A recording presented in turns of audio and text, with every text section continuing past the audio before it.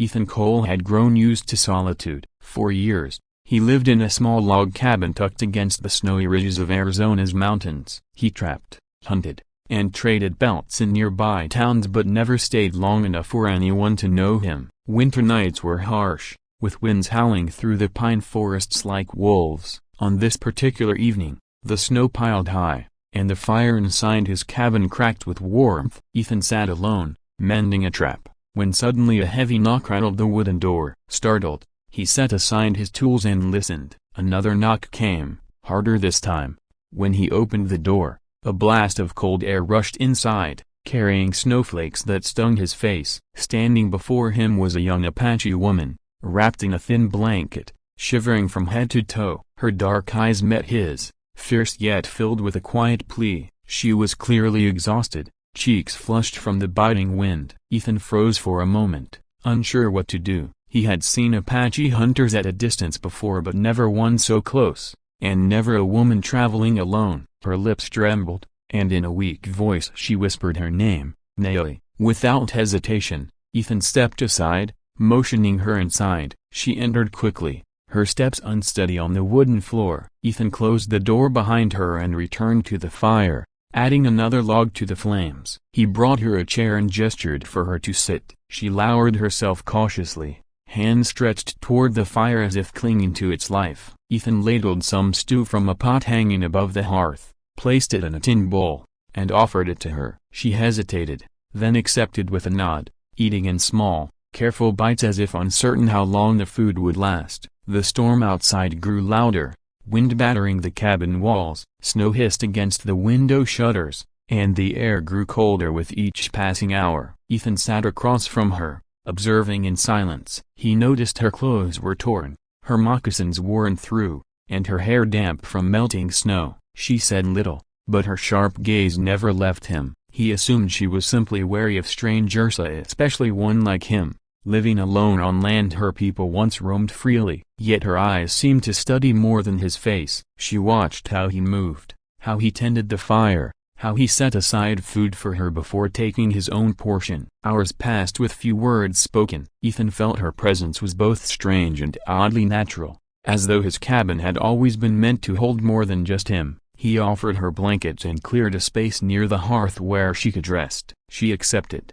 wrapping herself tightly and curling close to the flames. He returned to his chair, staring at the flicker of firelight on the walls. For the first time in years, silence inside the cabin felt different, not empty, but heavy with unspoken meaning. Nellie's breathing slowed as she drifted into sleep, yet even in slumber, her hand remained near the bow she carried. As dawn broke, pale light seeped through cracks in the shutters. Ethan stirred from his chair, stiff from the long night.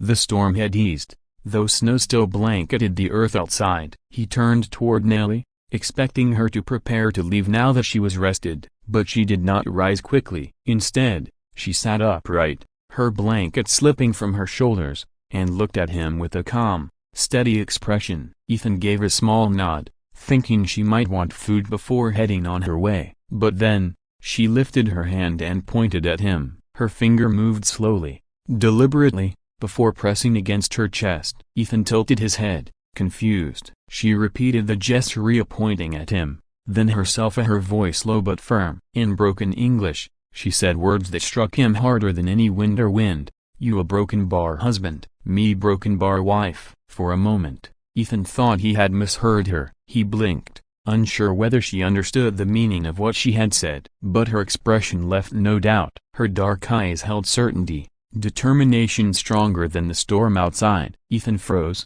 every thought scattering like snow in the wind. What he had taken for a simple act of kindness, a offering food, shelter, and fire, had become something far more serious. The room seemed to shrink around him. His hands rested on the arms of the chair, gripping the wood as if anchoring himself. He opened his mouth to speak but found no words. He had lived many winters alone, never seeking companionship, never daring to imagine such a thing. And now, before him, a woman he had met only hours ago claimed him as her husband. Her voice, though broken in language, carried the weight of tradition. Ethan could see it in her eyes. This was no jest, no mistake. In her world, Shelter given in a storm meant more than charity. It meant a bond. Ethan leaned forward, trying to gather his thoughts. He wanted to explain that he had only helped her survive the night, nothing more. Yet as he looked at her, he felt a strange shift within himself. The firelight cast a soft glow on her face, revealing strength beneath exhaustion. She was not weak. She had chosen to come here, to him, not by accident but by decision. The realization unsettled him. What had driven her through such a storm? Why him, a stranger with nothing but a cabin and a quiet life? Questions swirled in his mind, but her gaze gave no space for doubt. The silence stretched between them, heavier than before. Ethan stood and paced slowly, trying to clear his thoughts. He glanced at the door, then at her. She sat upright, unyielding, her back straight despite the weight of fatigue. She did not plead. She did not explain. She simply declared what she believed to be true. Ethan rubbed his hand over his jaw, the rough stubble scratching beneath his palm. He knew enough of Apache ways to sense this meant more than mere words. She had spoken a vow in her own tongue long before speaking it in his. Now she had spoken it aloud to him, and in doing so, had bound herself. Ethan's chest tightened as he realized the depth of her decision. She was not seeking mere warmth. She was seeking a life, a future carved from survival, trust, and courage. For years he had believed himself destined to live alone, carrying only the weight of his past and the silence of the mountains. Yet in one night, everything had changed. He met her eyes again, trying to find an answer, but she gave him none. She only waited, her expression calm but unwavering. Ethan knew then that the storm outside was nothing compared to the storm within his heart. Ethan's first instinct was to protest. He shook his head, words tumbling from his mouth in a rush. He told Nellie he had no plans for a wife, no room in his life for such responsibility. He was a trapper, a wanderer of the mountains, a man who lived by his rifle and his solitude. But his words seemed to drift past her like smoke. She only watched him, her eyes calm yet unyielding, as though she had already weighed his arguments and dismissed them. In her heart, the matter was settled. She had chosen, and to her, that was enough. Nellie's belief was rooted in tradition, in the unspoken laws of her people. A man who offered food, fire, and shelter during a storm had already shown himself capable of providing for a woman. In her eyes, he had accepted a role without speaking it aloud. Ethan struggled to grasp this, but her conviction shook him. She was not a frightened girl clinging to survival. She was a woman declaring her path, certain and brave. Ethan's throat tightened as he realized her decision was not a plea, but a promise she was ready to defend. Before he could respond, a faint sound broke through the morning quiet, the steady crunch of hooves on frozen snow. Ethan's hand moved instinctively to his rifle leaning against the wall. Nellie's body stiffened,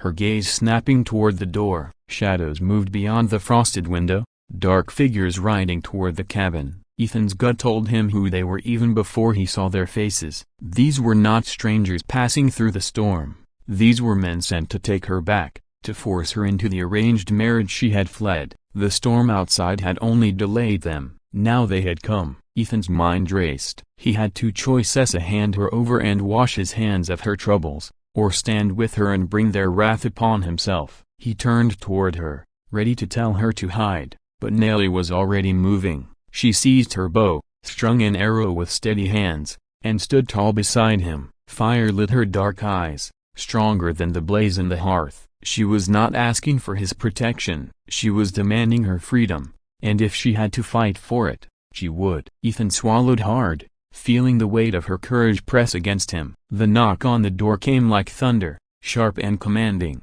A voice sparked in broken English, demanding Nellie return to her people. Ethan gripped his rifle, his heart pounding like a drum. The air in the cabin grew heavy, silence pressing down before the storm of violence erupted. He glanced at Nellie. She gave the smallest nod, a silent pact between them. Ethan lifted the latch, and the door flew open to reveal three riders, their breath fogging in the cold air. One dismounted, his face hard with authority, his hand gripping the hilt of a knife. The standoff had begun. Ethan raised the rifle, steady as stone, his voice, calm but firm, cut through the tension. She stays. The men exchanged glances, a flicker of hesitation crossing their faces. They had expected fear, perhaps a quick surrender. Instead, They found a trapper ready to fight and a woman beside him, bow drawn and arrow aimed at their chests. The leader sneered, spitting into the snow, and stepped forward. Words were no longer enough. Steel flashed as he drew his blade, and in that instant, chaos erupted. Nelly's arrow flew, striking the ground inches from his feet. Ethan fired a warning shot into the air. The riders scrambled, one pulling his weapon, the other ducking behind his horse. The leader cursed and lunged, but Ethan's second shot split the air, grazing his sleeve and sending him stumbling back. Nelly loosed another arrow, this one striking true, embedding in the wooden post beside the door, forcing their enemies to retreat further. Snow whipped around them as the fight spilled beyond the cabin's threshold. The intruders had not expected resistance, but Ethan and Nelly fought as one, their weapons answering each other like echoes in the storm. It was not brute strength that drove them, but resolve. Minutes stretched like hours, the clash of survival tightening its grip on the cold mountain air. Ethan's rifle roared again, shattering the silence, while Nelly's arrows flew swift and precise. Together, they drove the riders back into the snow-covered clearing. Horses reared, men cursed, and the air smelled of gunpowder and fear. Finally, the leader, breathing hard, shouted for retreat. The men mounted quickly, glaring at Ethan and Nelly as they backed away. With one last bitter look, they turned and vanished into the storm, their shadows swallowed by the white wilderness. The cabin stood, scarred but unbroken, its defenders victorious. When the last echo of hooves faded, silence fell heavy once more. Ethan lowered his rifle, his hands trembling from the adrenaline that surged through him. Nelly lowered her bow, her breaths deep and steady. Snowflakes drifted softly from the sky, settling on the ground where footprints marked the battle. The fire inside the cabin still burned, casting its warm glow against the cold world outside. Ethan turned to her, his eyes searching her face. For the first time, he did not see a stranger seeking shelter. He saw a partner who had risked everything to claim her freedom. Nelly met his gaze without fear, her expression calm but firm. She had stood her ground, fought beside him, and shown a spirit unyielding as the mountains. Ethan felt something shift deep within him, something he had long buried beneath solitude and silence. He realized then that she had not chosen lightly. She had chosen a man who could stand with her when the world demanded she bow. And though he had not sought it, he found himself honored by her choice. Slowly, a faint smile touched his lips, weary yet sincere. His voice was soft, almost a whisper. "Maybe this cabin could use a wife after all," he said, the words lingering in the air like a promise. Nelly's eyes softened, her lips curving in the faintest smile. The storm outside began to ease, snow falling lighter now, as though the mountains themselves had exhaled. Ethan moved closer to the fire, placing another log on the flames. Nelly joined him, sitting nearby, her bow resting against the wall. For the first time in years,